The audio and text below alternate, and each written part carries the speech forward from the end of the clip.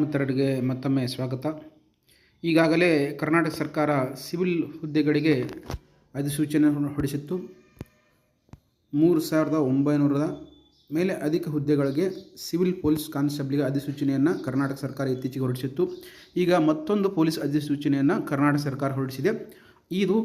ಅದು ಸಿವಿಲ್ ಪೊಲೀಸಿಗೆ ಕಾಲಾಗಿತ್ತು. ಇದು ಸಶಸ್ತ್ರ ಪೊಲೀಸ್ ಕಾನ್ಸ್ಟೇಬಲ್ CAR ಮತ್ತು DAR ಹುದ್ದೆ ಅಂತೇಳಿ ಕರಿತೀವಿ. CAR ಮತ್ತು DAR ಅಂತೇಳಿ ಕರಿತೀವಿ.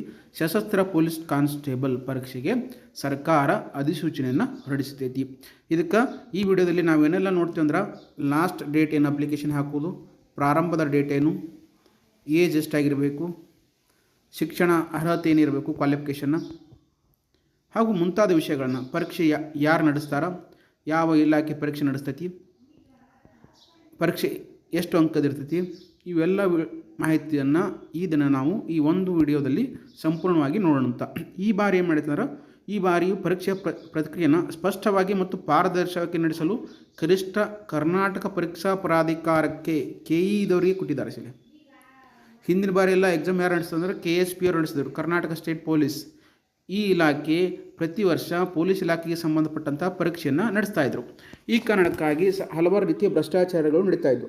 ಆ ಕಾರಣಕ್ಕಾಗಿ ಈ ಬಾರಿ ಕರ್ನಾಟಕ ಸರ್ಕಾರ ಏನು ಮಾಡೈತಪ್ಪ ಅಂದ್ರೆ, KEದವರಿಗೆ ಪರೀಕ್ಷೆ ನಡೆಸೋಕೆ ಅವಕಾಶವನ್ನು ಕೊಟ್ಟೈತಿ. ಈ ಬಾರಿ ಯಾರು ನಡೆಸ್ತಾರೆ ಅಂದ್ರೆ, ನೆನಪಿರಬೇಕು, KEದವರು ಎಕ್ಸಾಮನ್ನು ನಡೆಸ್ತಾರೆ. ಇವ್ರನ್ನ ಏನು ಕರಿತೀವಿ ನಾವು, ಕರ್ನಾಟಕ ಪರೀಕ್ಷಾ ಪ್ರಾಧಿಕಾರ, ಕರ್ನಾಟಕ ಎಕ್ಸಾಮಿನೇಷನ್ ಅಥಾರಿಟಿ ಅಂಥೇಳಿ ಇದನ್ನು ಕರೀತಾರೆ.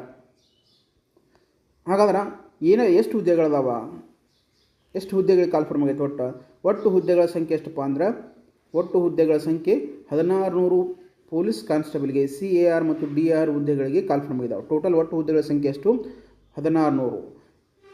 ಮಿಕ್ಕುಳಿದ ವೃಂದ ಅಂದ್ರೇನು? ಮಿಕ್ಕುಳಿದ ವೃಂದ ಅಂದರೆ ನಮ್ಮಲ್ಲಿ ಕರ್ನಾಟಕವನ್ನು ಕಲ್ಯಾಣ ಕರ್ನಾಟಕ ಮತ್ತು ಕಲ್ಯಾಣ ಕರ್ನಾಟಕೇತರ ಅಂತೇಳಿ ಎರಡು ರೀತಿಯಾಗಿ ವಿಂಗಡಣೆ ಮಾಡ್ತಾರೆ. ಕಲ್ಯಾಣ ಕರ್ನಾಟಕ ಅಂತ ಹೇಳಿದಾಗ 371J ಸಂವಿಧಾನದ ವಿಧಿಯ ಅಡಿಯಲ್ಲಿ ಬರುವಂತಹ 7 ಜಿಲ್ಲೆಗಳು, ಬೀದರ್ನಿಂದ ವಿಜಯನಗರದವರೆಗೆ, ಬೀದರ್ನಿಂದ ವಿಜಯನಗರ ಜಿಲ್ಲೆಯವರೆಗೆ ಬರುವಂಥ ಎಲ್ಲ ಜಿಲ್ಲೆಗಳನ್ನು, 7 ಜಿಲ್ಲೆಗಳನ್ನು ನಾವು ಕಲ್ಯಾಣ ಕರ್ನಾಟಕ ಜಿಲ್ಲೆಗಳನ್ನು ಕರಿತೀವಿ.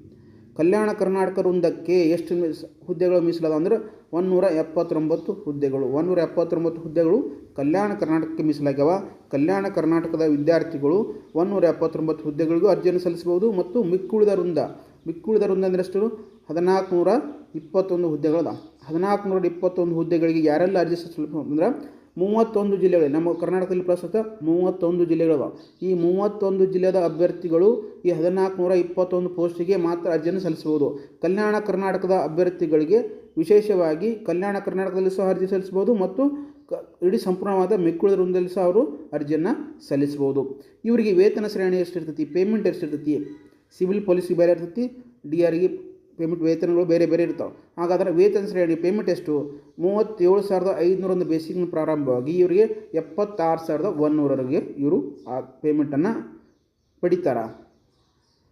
ನೆಕ್ಸ್ಟ್ ಅರ್ಜಿ ಸಲ್ಲಿಸೋಕೆ ನಾವು ಎಲ್ಲಿ ಹೋಗಬೇಕು, ಆಫ್ಲೈನು ಅರ್ಜಿಯನ್ನು ನೀವು ಆನ್ಲೈನ್ ಮುಖಾಂತರ ಸಲ್ಲಿಸಬೇಕು. ಅದು ಯಾವ ಅಂದರೆ KE ವೆಬ್ಸೈಟ್ ಮುಖಾಂತರ ನೀವು ಅರ್ಜಿಯನ್ನು ಸಲ್ಲಿಸ್ಬೋದು. ಕರ್ನಾಟಕ ಎಕ್ಸಾಮಿನೇಷನ್ ಅಥಾರಿಟಿಯ ಒಂದು ಅಡಿಯಲ್ಲಿ ನೀವೇನು ಮಾಡ್ಬೇಕಂದ್ರೆ, ಅರ್ಜಿಯನ್ನು ವೆಬ್ಸೈಟ್ಗೆ ಹೋಗಿ ಲಿಂಕನ್ನು ಓಪನ್ ಮಾಡಿದ್ರೆ ನೀವು CARಗೆ ಮತ್ತು DRಗೆ ಅಪ್ಲಿಕೇಶನ್ನ ಸಲ್ಲಿಸ್ಬೋದು. ಹಾಗೂ ಸಿವಿಲ್ ಪೊಲೀಸ್ ಕಾನ್ಸ್ಟೇಬಲ್ ಸಹ ಇದೇ ವೆಬ್ಸೈಟ್ ಇದೆ, ನೆನಪಿರಲಿ. ಸಿವಿಲ್ ಪೊಲೀಸ್ ಕಾನ್ಸ್ಟೇಬಲ್ ಸಹ ಇದೇ ವೆಬ್ಸೈಟಲ್ಲಿ ಸಹ ನೀವು ಅರ್ಜಿಯನ್ನು ಸಲ್ಲಿಸ್ಬೋದು. ನೆಕ್ಸ್ಟ್ ಅರ್ಜಿ ಸಲ್ಲಿಸಿಕೆ ಪ್ರಾರಂಭ ದಿನಾಂಕ ಯಾವುದು, ಯಾವಾಗಿಂದ ಅರ್ಜಿಯನ್ನು ನೀವು ಸಲ್ಲಿಸೋಕೆ ಪ್ರಾರಂಭ ಮಾಡ್ಬೋದು? ಜೂನ್ 22ರಿಂದ ನೀವು ಅರ್ಜಿಯನ್ನು ಸಲ್ಲಿಸೋಕೆ ಪ್ರಾರಂಭ ಆಗುತ್ತೆ. ಜೂನ್ 20 ಅಂದರೆ ಇವತ್ತಿನಿಂದ, ಇವತ್ತಿನಿಂದ ಏನಾಗುತ್ತೆ, ಜೂನ್ 22ರಿಂದ ನೀವು ಅರ್ಜಿಯನ್ನು ಸಲ್ಲಿಸಬೇಕಾಗ್ತದೆ. ಅರ್ಜಿ ಸಲ್ಲಿಸೋಕೆ ಕೊನೆಯ ದಿನಾಂಕ ಯಾವುದು, ಜುಲೈ 24. ಸುಮಾರು ದೀರ್ಘವಾಗಿ 1 ತಿಂಗಳ ಕಾಲ ನಿಮಗೇನು ಮಾಡಿದಾನ, ಅರ್ಜಿಯನ್ನು ಹಾಕೋಕ್ಕೆ ಅವಕಾಶವನ್ನು ಕೊಟ್ಟಿದ್ದಾನೆ. ಅರ್ಜಿಯನ್ನು ಹಾಕೋಕೆ ಸುಮಾರವಾಗಿ ನೀವು ಅರ್ಜಿಯನ್ನು ಹಾಕೋಕ್ಕಂದ್ರೆ ನೀವೆಲ್ಲ ಏನೆಲ್ಲ ಡಾಕ್ಯುಮೆಂಟ್ಸ್ಗಳು ಬೇಕು ಈ ಒಂದು ತಿಂಗಳಲ್ಲಿ ರೆಡಿ ಮಾಡ್ಕೋಬೇಕು. ಕನ್ನಡ ಮಾಧ್ಯಮ ಇರ್ಬೋದು, ಗ್ರಾಮೀಣ ಮಾಧ್ಯಮ ಇರ್ಬೋದು, ಇನ್ಕಮ್ ಕಾಸ್ಟ್ ಇರ್ಬೋದು. ಈ ಮೀಸಲಾತಿಗೆ ಸಂಬಂಧಪಟ್ಟಂಥ ಎಲ್ಲ ಕಾಗದ ಪತ್ರಗಳನ್ನು ಮತ್ತು ಎಲ್ಲ ಅಂಕಪಟ್ಟಿಗಳನ್ನು ನೀವು ಅರ್ಜಿ ಹಾಕುವ ಪೂರ್ವದಲ್ಲೇ ನೀವು ಸಿದ್ಧತೆಯನ್ನು ಪಡಿಸಬೇಕು. ಬೇರೆ ಬೇರೆ ಕಾರಣದಿಂದಾಗಿ ಒಟ್ಟು ಸುಮಾರು 1 ತಿಂಗಳವರೆಗೆ ನಿಮಗೇನು ಮಾಡಿದಾನೆ, ಅವಕಾಶವನ್ನು ಕೊಟ್ಟಿದ್ದಾನೆ. ಎಕ್ಸಾಮ್ ಯಾವಾಗ ನಡೆಸ್ತೀನಿ ಅಂತ ಹೇಳಿದಾರೆ KEದವರು, ಸೆಪ್ಟೆಂಬರ್ 2, 2026ರಂದು ಈ ಎಕ್ಸಾಮನ್ನು ನಡೆಸ್ತೀವಿ ಅಂತ ಹೇಳಿದ್ದಾರೆ. ಈಗ ಸಿವಿಲ್ ಪೊಲೀಸ್ ಕಾನ್ಸ್ಟೇಬಲ್ಗೆ ಆಗಸ್ಟ್ 3ನೇ ತಾರೀಕಿಗೆ ಡೇಟ್ ಫಿಕ್ಸ್ ಆಗೈತೆ, ನೆನಪಿರಲಿ. ಹಾಗೆ ಸೆಪ್ಟೆಂಬರ್ಗೂ ಸಹ CADRಗೆ ಯಾವಾಗ ಫಿಕ್ಸ್ ಆಗೈತೆ ಅಂದ್ರೆ ಸೆಪ್ಟೆಂಬರ್ 6ನೇ ತಾರೀಕಿಗೆ ಡೇಟ್ ಫಿಕ್ಸ್ ಆಗೈತಿ. ಈ ಡೇಟ್ ಒಳಗೆ ಸುಮಾರು ನಿಮಗೆ ಒಂದು 70 ದಿನಗಳ ಮೇಲೆ ಸಿಗುತ್ತೆ ಈ CR ಪೊಲೀಸಿಗೆ ಸ್ಟಡಿ ಮಾಡೋಕ್ಕೆ. ಸಿವಿಲ್ಗೆ ಅತ್ಯಂತ ಕಡಿಮೆ ಟೈಮ್ ಇದೆ, ಯಾಕಂದರೆ ಈಗಾಗಲೇ ಅಧಿಸೂಚನೆ ಹೊರಡಿಸಿದ್ದಾರೆ, ಡೇಟನ್ನು ಫಿಕ್ಸ್ ಆಗಿದೆ ಆಗಸ್ಟಲ್ಲಿ. ಇದು ಸೆಪ್ಟೆಂಬರ್ನಲ್ಲಿದೆ, ಇದಕ್ಕೆ ಒಂದು ತಿಂಗಳ ಹೊರಗೆ ಇದೆ ಅಷ್ಟೇ. ಸೆಪ್ಟೆಂಬರ್. ಆಗಸ್ಟ್ 3ನೇ ತಾರೀಕಿಗೆ ಸಿವಿಲ್ ಪೊಲೀಸ್ ಕಾನ್ಸ್ಟೇಬಲ್ ಇದೆ. ಆಗಸ್ಟ್ 3ನೇ ತಾರೀಕಿಗೆ ಸಿವಿಲ್ ಪೊಲೀಸ್ ಕಾನ್ಸ್ಟೇಬಲ್ ಇದೆ. ಸೆಪ್ಟೆಂಬರ್ 6ನೇ ತಾರೀಕಿಗೆ ಸಶಸ್ತ್ರ ಪೊಲೀಸ್ ಕಾನ್ಸ್ಟೇಬಲ್ ಪರೀಕ್ಷೆ ಇದೆ. ಇದಕ್ಕೆ ನೋಡ್ತೀನಿ, ಇದಕ್ಕೆ ಅರ್ಹತೆ ಏನು, ಎಲಿಜಿಬಲ್ ಏನು, ಯಾರೆಲ್ಲ ನಾವು ಎಕ್ಸಾಮ್ಗೆ ಅಪ್ಲೈ ಮಾಡ್ಬೋದು, ಅರ್ಹತೆ ಮಾನದಂಡಗಳನ್ನು, ಎಲಿಜಿಬಲ್ ಕ್ರೈಟೀರಿಯಾ ಏನು, ವಿದ್ಯಾರ್ಥಿ ಏನಾಗಿರಬೇಕು, 10th ಆಗಿರಬೇಕು, ಡಿಗ್ರಿ ಆಗಿರಬೇಕು, PUC ಆಗಿರಬೇಕು ಅಂತ ಹಲವಾರು ವಿದ್ಯಾರ್ಥಿಗಳು ಕೇಳ್ತಿರ್ತಾರೆ. ಆ ಕಾರಣಕ್ಕಾಗಿ ವಿದ್ಯಾರ್ಥಿ ಮಾನ್ಯತೆ ಪಡೆದ ಮಂಡಳಿಯಿಂದ PUC ಅಥವಾ ತತ್ಸಮಾನ ವಿದ್ಯಾರ್ಥಿನ ಉತ್ತೀರ್ಣವಾಗಿರಬೇಕು. PUC ಸೆಕೆಂಡ್ ಇಯರ್ ಆಗಿರಬೇಕು ಅಥವಾ ಇದಕ್ಕೆ ಸಮನಾಗಿರುವಂತಹ ITI ಆಗಿರ್ಬೋದು, ಡಿಪ್ಲೊಮಾ ಆಗಿರ್ಬೋದು, ಇವರು ಸಹ ನಾನು ಕನ್ಸಿಡರ್ ಮಾಡ್ತಾರೆ. ಇವರು ಸಹ ಅರ್ಜಿಯನ್ನು ಹಾಕ್ಬೋದು. ಯಾರಿಗೆ PUC ಇದು ಮೊದಲು ಈ CADRನ್ನು 10th ಕ್ವಾಲಿಫಿಕೇಷನ್ ಮೇಲೆ ಕರಿತಾಯಿದ್ರು. 10ನೇ ಯಾರು ಪಾಸ್ ಇರ್ತೀರಿ ಅವ್ರ ಅರ್ಜಿಯನ್ನು ಹಾಕ್ಬೋದಾಗಿತ್ತು.